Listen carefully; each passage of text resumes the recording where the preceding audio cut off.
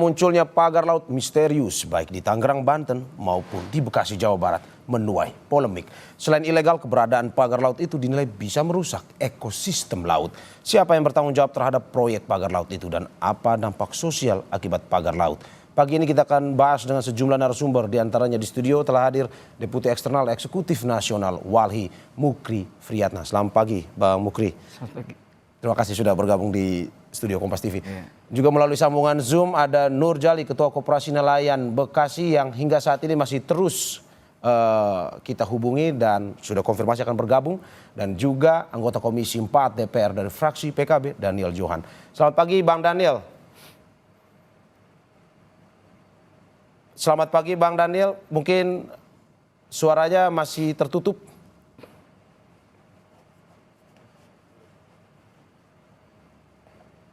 Oke, sepertinya masih ada gangguan komunikasi dengan Bang Daniel. Saya ke Bang Mukri. Bang Mukri, apa sebenarnya cerita terkait dengan pagar laut ini yang bisa mungkin Walhi selama ini temukan? Dalam arti apakah memang ini kejadian baru di 2024 dan 2025 ataukah mungkin sebenarnya sudah terjadi sejak lama? Ya, kalau temuan Walhi memang ini by design ya. Jadi dia sudah direncanakan sejak lama kejahatan ini. By design berarti terencana? Iya, terencana. Kenapa kemudian kita menyebutnya kejahatan? Karena proses perencanaan itu selalu kita menjawab bertanya itu urgensinya apa dan untuk kepentingan siapa. Oke. Nah, kenapa kita sebut by design? Karena dia sudah awal mulanya itu dirumuskan dalam pasal 2 Perda nomor 13 tahun 2011 ya tentang rencana tata ruang wilayah Kabupaten Tangerang. Di situ disebutkan reklamasi dengan angka seluas 9.000 hektar. Oke. Nah, angka-angka ini tidak pernah kemudian dia hilang sama sekali, justru semakin dipertegas. Apa bentuk pertegasnya?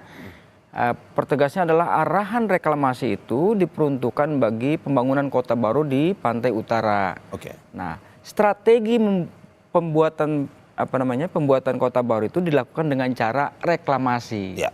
Nah, gitu. Nah, motif inilah yang kemudian pada puncaknya Walhi itu pernah menyampaikan keberatan atau bisa juga disebut berselisih pada tahun 2015. Saat itu saya masih jadi juru kampanye untuk penanganan bencana ya. Kenapa kita menyatakan keberatan terhadap upaya atau rencana pemerintah Kabupaten Tangerang? Karena pada tahun 2013 itu terjadi bencana ekologis berupa banjir besar sampai tol aja ketutup gitu ya.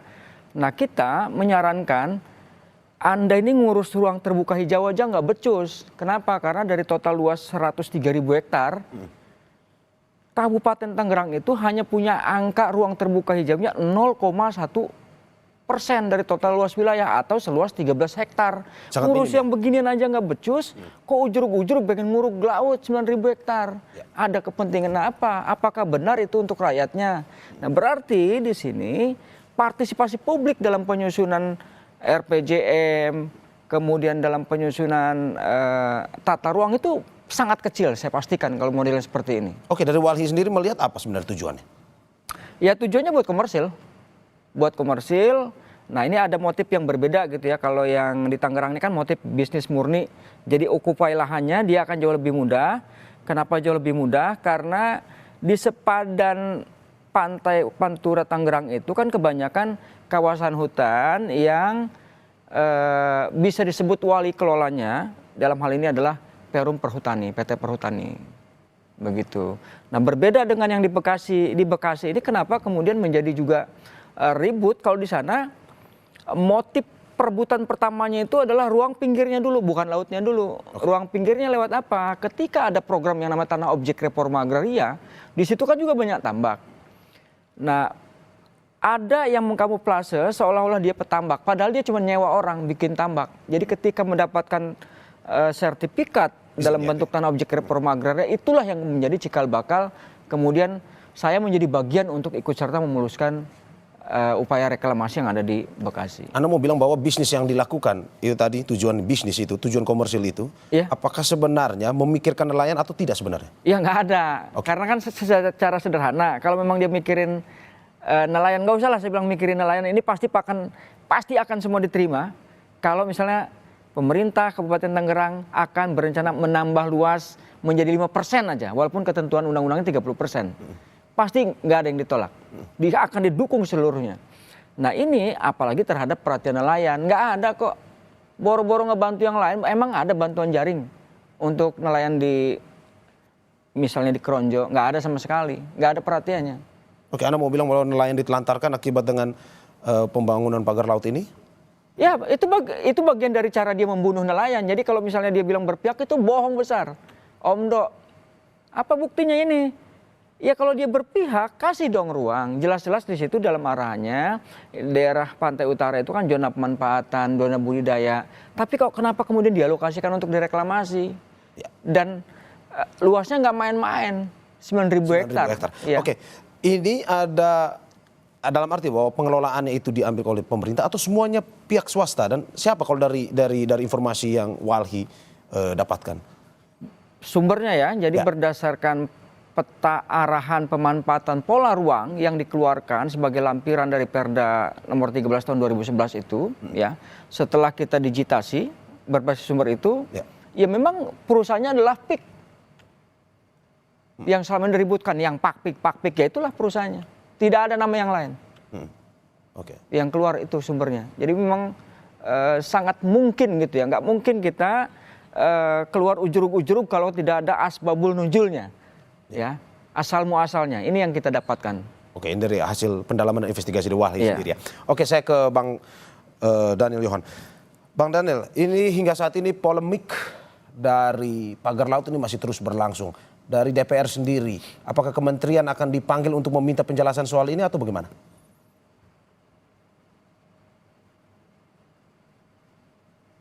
Oke, Bang Daniel, maaf saya harus potong karena hingga saat ini masih terjadi gangguan komunikasi.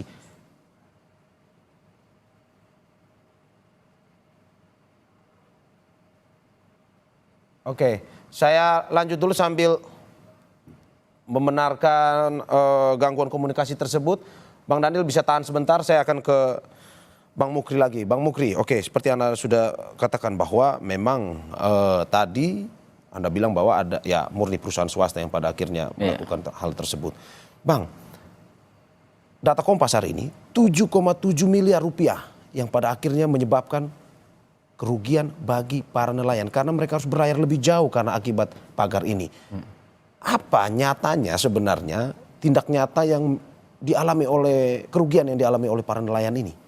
Ya, jadi kan satu kerugian-kerugian itu yang pertama wabil khusus ya nelayan tradisional nih yang pakai mancungan disebutnya pakai katir atau sayap gitu ya. Yang daerah operasi tangkapannya hanya 5 mil dari garis pantai. Nah, kebutuhan untuk pembelian bahan bakar dalam hal ini solar itu menjadi bertambah karena tadi harus muter. Satu.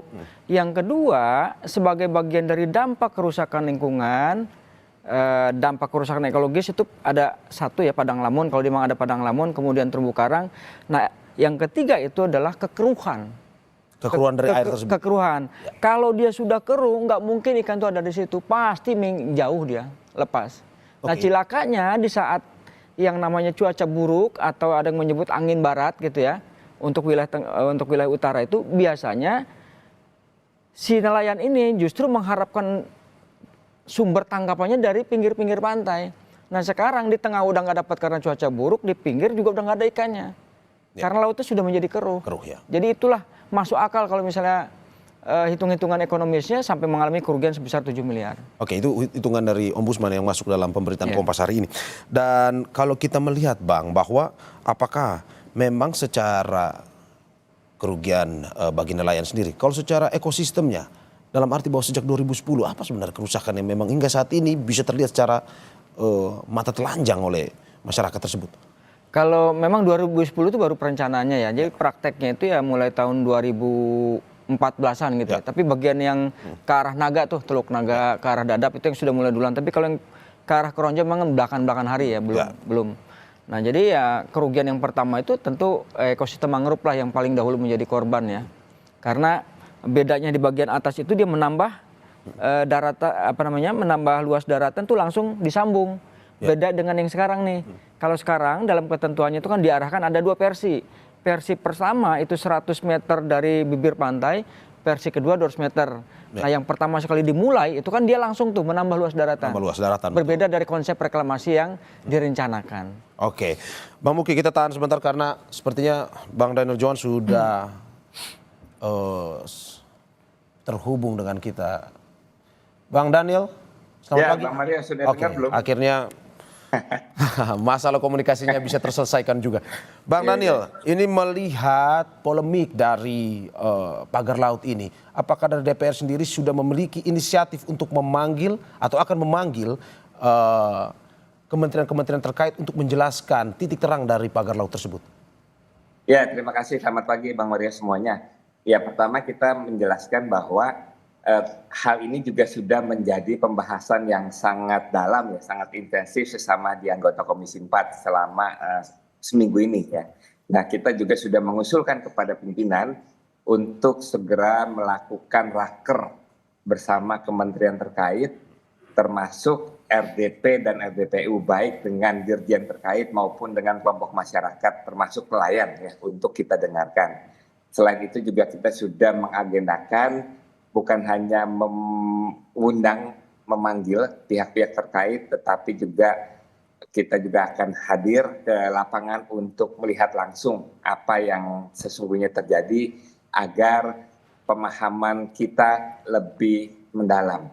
Tetapi kita juga mendorong pemerintah segera melakukan investigasi dan tindakan yang tegas agar tidak terjadi kesimpang siuran yang saat ini sangat meluas dan mendapat perhatian yang sangat besar dari masyarakat ya. Tentu kita ingin semua berbasis peraturan dan undang-undang yang ada sehingga tidak ada siapapun merasa mempunyai kekuasaan yang tidak tersentuh ya. Dia merasa melebihi dari pemerintah dan negara ya. Sehingga hal inilah yang kita dorong, tetapi memang saat ini sahabat-sahabat DPR itu lagi masa reses ya, semuanya sedang menemui masyarakat di dapil masing-masing. Ya. Nah kita lagi mengusulkan apakah memungkinkan untuk dipercepat, tetapi setidaknya itu bisa dilakukan setelah masa sidang kita buka kembali, yaitu pada hari Senin nanti. Oke, Bang Daniel, Anda dalam pemberitaan di beberapa media, Anda mengatakan dengan tegas, tangkap pelakunya. Dari Komisi 4 sendiri, apakah sudah mengetahui siapa pelakunya atau bagaimana? Informasi berbagai hal tentu kita sudah terima ya, tetapi kan yang berhak melakukan investigasi secara clear itu adalah pemerintah. Ya. Nah karena itu kita dorong untuk memverifikasi semua informasi yang kita dapat. Tentu juga pasti pemerintah juga akan mendapatkan begitu banyak informasi. Nah, persoalan siapa di balik dalang ini, ya tentu mau siapapun kita minta pemerintah itu menegakkan aturan, menegakkan hukum kepada para pelaku karena semua tindakan apalagi di ruang laut itu harus berdasarkan peraturan dan izin nantinya. Oke, sedikit bocoran saja, Pak Daniel. Apakah tadi sempat dari investigasi Wahli mengatakan bahwa ada beberapa perusahaan, misalkan yang di Tangerang disebutkan. Apakah betul itu juga termasuk salah satu yang pada akhirnya melakukan operasi pagar laut ini? Ya munculnya nama perusahaan juga termasuk yang muncul, tetapi apakah benar sesungguhnya mereka itu yang membiayai, yang menjadi dalang, yang membacking pemagaran laut ini, ya tentu itu menjadi tugas pemerintah untuk menyampaikan kepada masyarakat, mengklirkan kepada masyarakat sehingga tidak terjadi kesimpang siuran. Ya. Meskipun juga ada bantahan dari perusahaan, ya, itu pun yang akan kita klarifikasi nanti di dalam raker maupun pada saat kita turun ke lapangan. Ya. Tetapi penegakan hukum harus segera dilakukan. Penjelasan kepada masyarakat harus segera dilakukan. Polemik itu harus segera dijawab sehingga tidak menimbulkan kesimpang siuran yang semakin liar nantinya. Oke, Bang Daniel, tahan sebentar. Kita saat ini juga sudah terhubung dengan Nur Jali, Ketua Koperasi Nelayan Bekasi melalui sambungan telepon. Selamat pagi, Pak Nur Jali. Selamat pagi. Oke. Selamat pagi. Oke, Pak Nur, Ya. terima kasih sudah bergabung di Dialog Sapa Indonesia Pagi pada hari ini.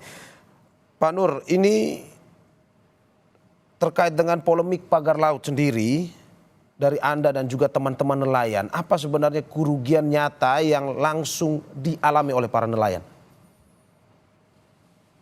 Satu kerugian nelayan dari kerugian nelayan ini sehari-hari mata pencariannya berkurang. Pak.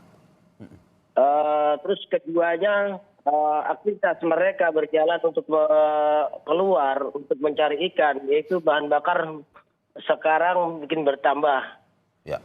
Tadinya awalnya 2 liter, sekarang menjadi 5 liter PP.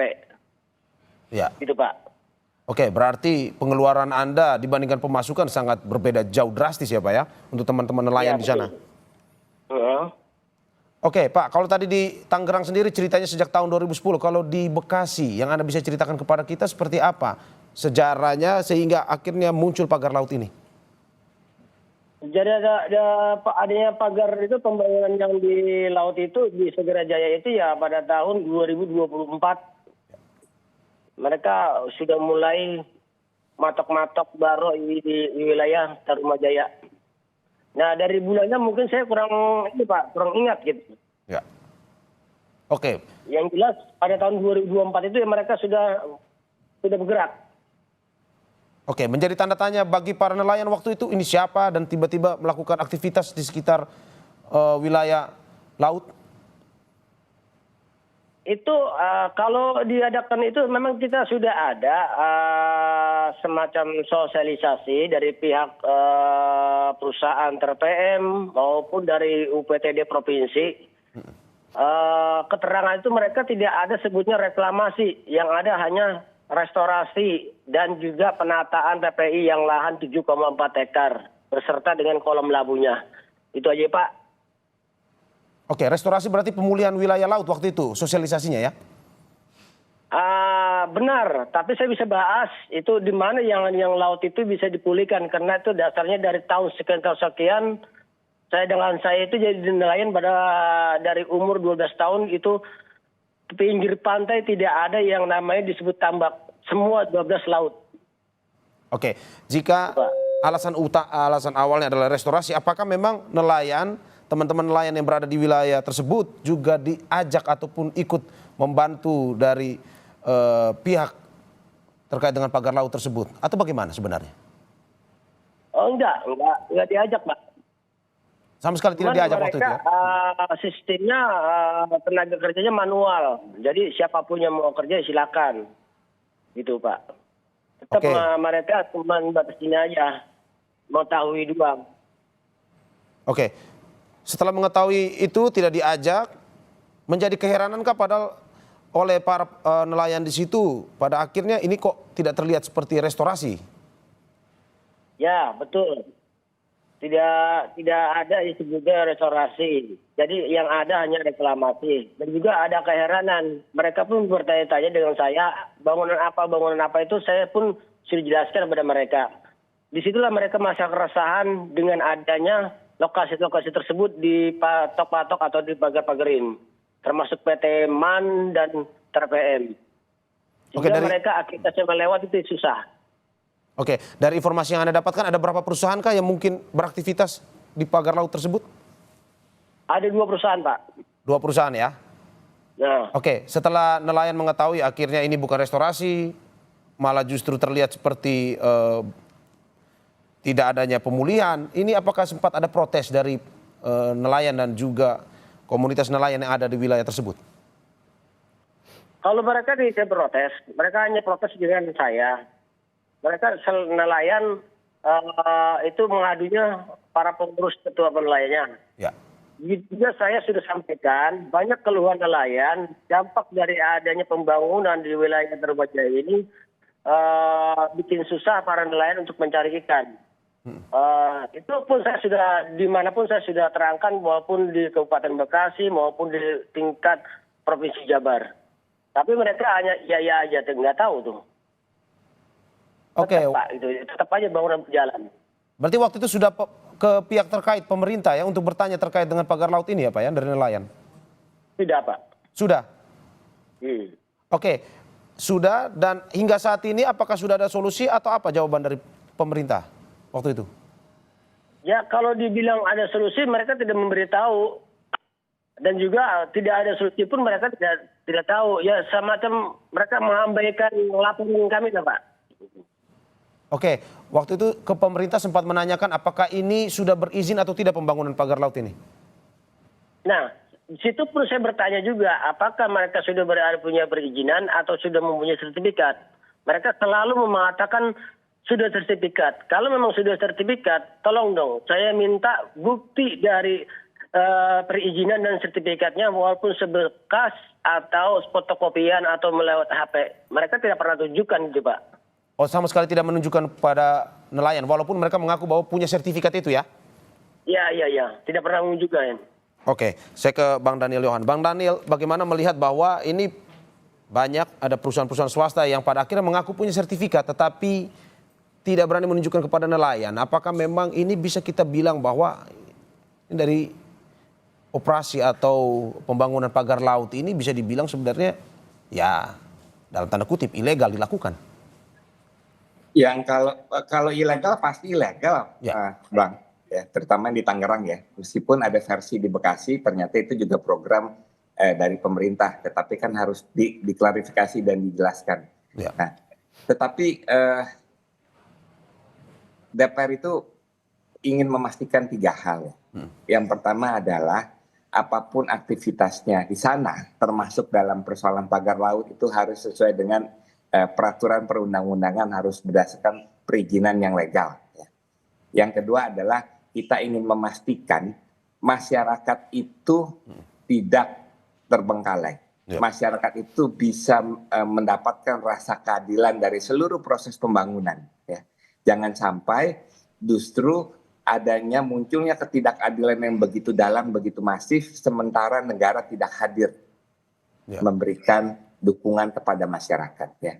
Kita tentu mendukung setiap proses pembangunan, tetapi justru dia harus bisa menambah nilai yang baik, menambah geliat ekonomi bagi masyarakat. Jangan justru masyarakat yang sudah tinggal sekian puluh tahun dari generasi ke generasi malah terusir di tanahnya sendiri. Bahkan banyak informasi persoalan ini juga berdampak tragis terhadap nelayan, tetapi juga berdampak tragis terhadap masyarakat yang memang sudah hidup turun-temurun di sana. Mereka terusir secara sangat tidak adil. Ya. Bahkan harga tanahnya pun dihargai dengan harga yang sangat rendah tanpa tidak berdaya. Ya. Nah, yang kedua adalah kita ingin memastikan bahwa seluruh proses ini juga memikirkan kelestarian lingkungan. Ya. Karena kalau misalkan dampak lingkungannya muncul secara parah, yang kena dampak juga adalah para masyarakat rakyat yang memang tinggal di sana. Termasuk akhirnya menjadi sia-sia proses pembangunan yang sudah dilakukan. Ya. Jadi 3 hal inilah yang menjadi concern kami, sangat penting harus mendapat perhatian dari pemerintah dan siapapun pelaku pembangunan nanti. Oke, saya habis ini mau ke Bang Mukri terkait apakah sebenarnya negara berada di belakang masyarakat yang melindungi masyarakatnya atau justru malah merugikan masyarakatnya. Tapi setelah yang berikut ini.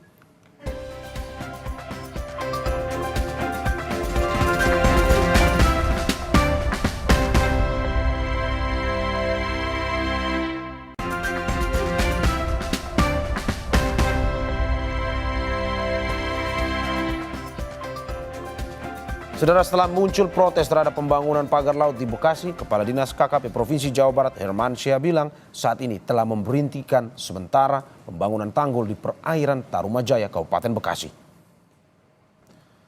Dinas KKP Jabar telah mengajukan surat perizinan kepada KKP untuk pembangunan alur pelabuhan bagi para nelayan tersebut. Namun hingga saat ini belum ada surat izin yang keluar. Hermansyah mengklaim proyek pembangunan pagar laut ini masuk dalam proyek pembangunan pelabuhan. Salah satunya akan dibangun tempat pelelangan ikan untuk nelayan.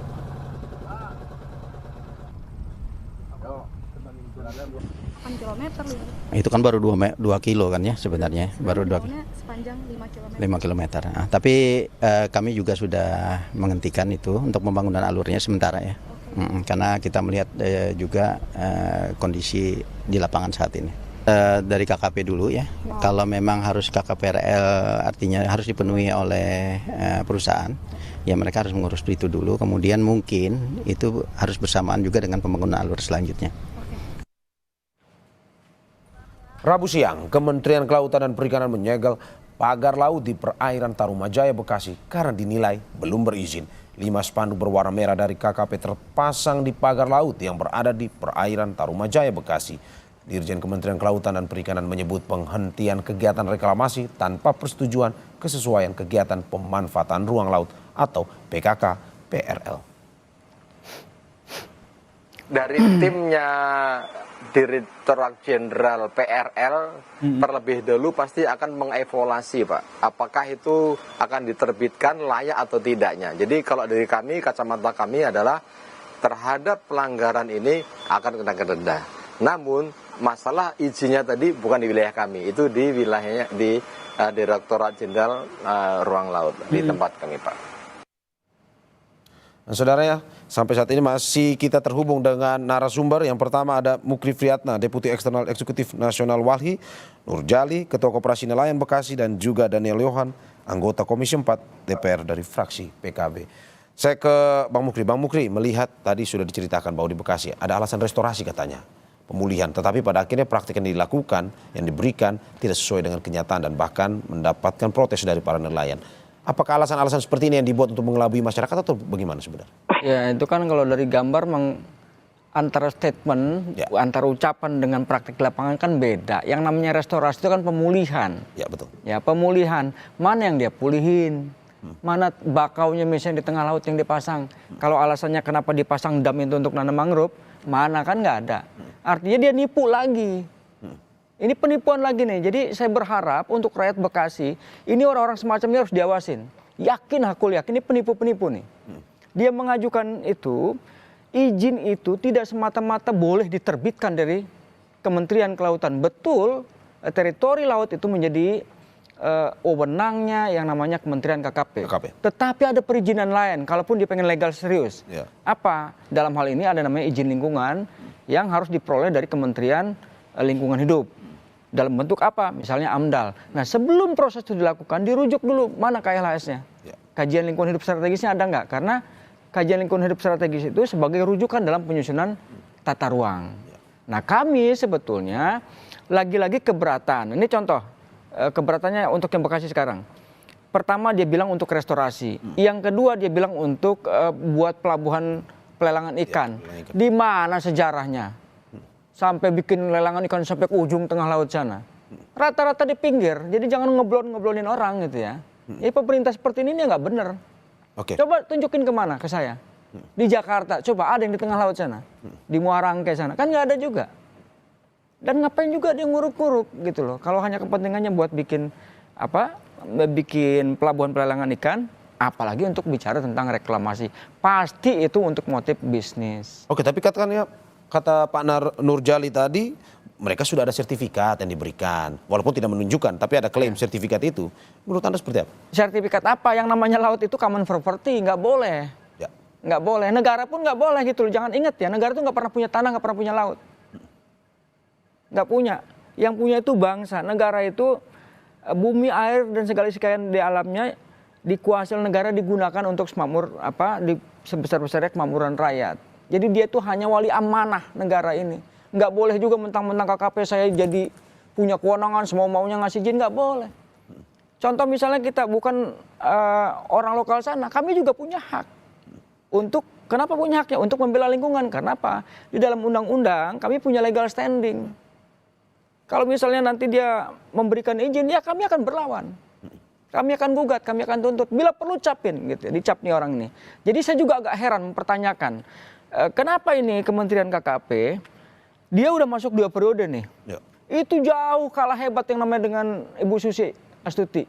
Nih, ya ada nelayan asing masuk, tangkap, tembak. Gitu ya. Angkatan Udara, kelihat nih kok ada sinyal masuk, diudag-udag tuh di tengah lagi. Diuber, ini misalnya jelas-jelas di depan mata, kenapa dibiarin? Jadi agak aneh gitu loh. Ya kalau merasa nggak mampu mending mundur jadi menteri. Jangan bikin susah, masa urusan pagar bambu aja kudu presiden ngomong. Ya, ya. Berhenti aja lah, kan nggak ada gunanya juga. Nggak ada prestasinya saya lihat. Oke, Anda mau bilang bahwa sekarang negara bukan berada di belakang masyarakat, tapi justru melawan masyarakat? Iya, kalau kenyataan seperti ini negara ini nggak bohong tuh, negara hadir hadir untuk kepentingan investasi, bukan hadir untuk rakyat. Apalagi hadir untuk alam. Ingat loh suatu saat gitu ya, alam itu juga punya hak. Bukan semata-mata mereka diam itu nggak punya hak, punya semuanya. Tuhan menciptakan tuh dengan rahmatnya semuanya saling berhubungan. Jadi kita pengen sebetulnya negara betul-betul hadir itu menjawab satu, hak rakyat atas lingkungan hidup sebagai bagian dari hak asasi manusia. Lingkungan hidup itu sendiri pun juga punya hak. Inilah yang disebut dengan keadilan ekologis. Karena kalau nyelamatin rakyatnya doang, alamnya nggak diselamatin, bagaimana anak cucu yang ke depan? Oke. Sekarang kan agak sulit, orang mau ke laut aja diuber-uber. Itu jadi soal. Kalau sudah wilayah dikapling-kapling, udahlah nggak semudah yang kita bayangkan. Ngomong hahu-hahu, ini akan ekonomi, mana nggak ada ceritanya, bullshit semua itu. Larang. Oke, Bang Mukri tahan sebentar. Saya ke Bang Nurjali. Bang Nurjali, melihat fenomena ini, polemik ini, bagaimana dengan kondisi nelayan di sana? Apakah memang saat ini, dalam arti bahwa ada kerugian yang diterima, ada kesusahan dalam akhirnya melakukan mata pencarian Anda? Bagaimana kondisi nelayan, kerugian seperti apa yang mungkin bisa dijelaskan kepada kita, dan apakah mungkin, katanya infonya bahwa banyak nelayan di sana yang pada akhirnya ini berniat untuk pindah mata pencaharian karena terhalang oleh pagar laut tersebut?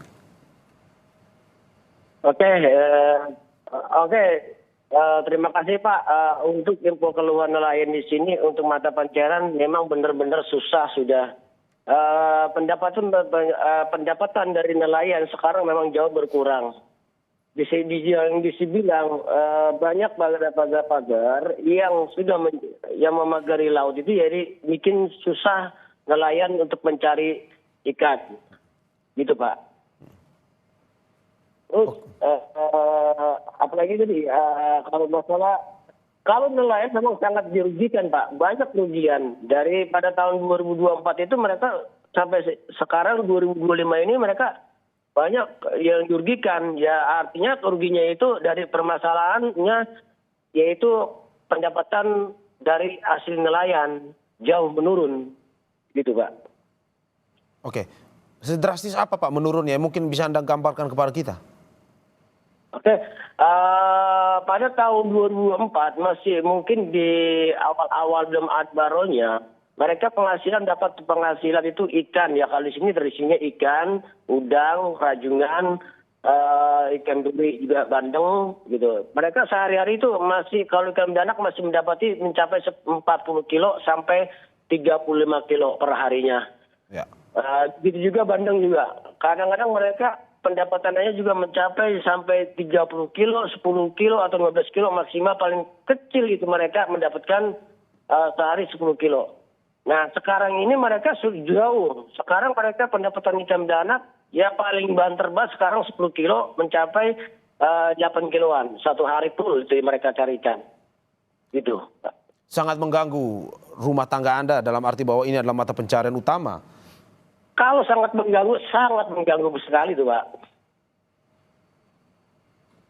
Jadi kalau memang harapan kami, ya itu kan dari dulu saya bilang, harapan kami itu tidak ada yang namanya pembangunan di wilayah Tarimajaya, apalagi bikin susah para nelayan untuk mencari ikan.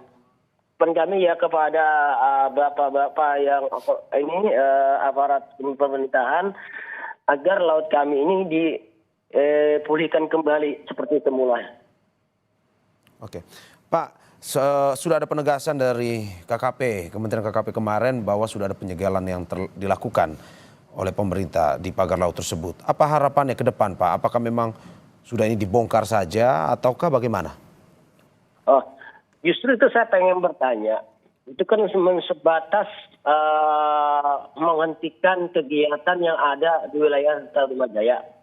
Nah, apakah kegiatan itu dihentikan hanya sementara, apakah seterusnya? Dan juga apakah apabila mereka pihak perusahaan itu mendapat perizinan dari KKP, apakah mereka bisa berlanjut? Itu Pak pertanyaan saya. Kalau harapan saya Pak, ya harus dibongkar semua.